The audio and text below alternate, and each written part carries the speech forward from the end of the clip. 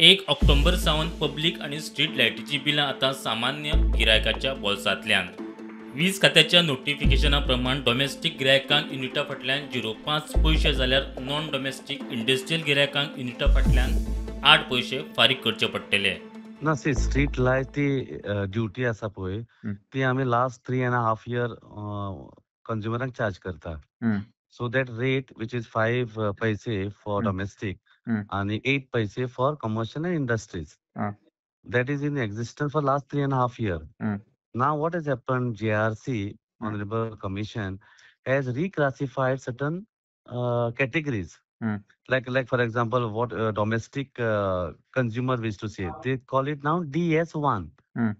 DS2, DS3. हं. अशें करून nomenclature change जाला हं. आणि reclassification केला. So हं. whenever any, even the language or हं. words change, so we need to go for a gazette notification. So okay. same thing we have done. हं. So हं. rates we have not increased. हं. It is same rates. It is only reclassification of हं. categories. हं. आणि त्या पासत आम्ही ते गॅझेट नोटिफिकेशन घातला. रेटाचे कांयच बदल ना. हं. हं. Same it is. So rates कांयच आणि बदलना म्हणटा तुमी.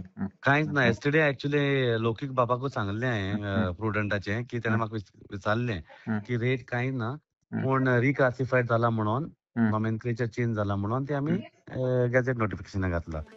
प्रुडंटा खातीर ओमकार फळारी.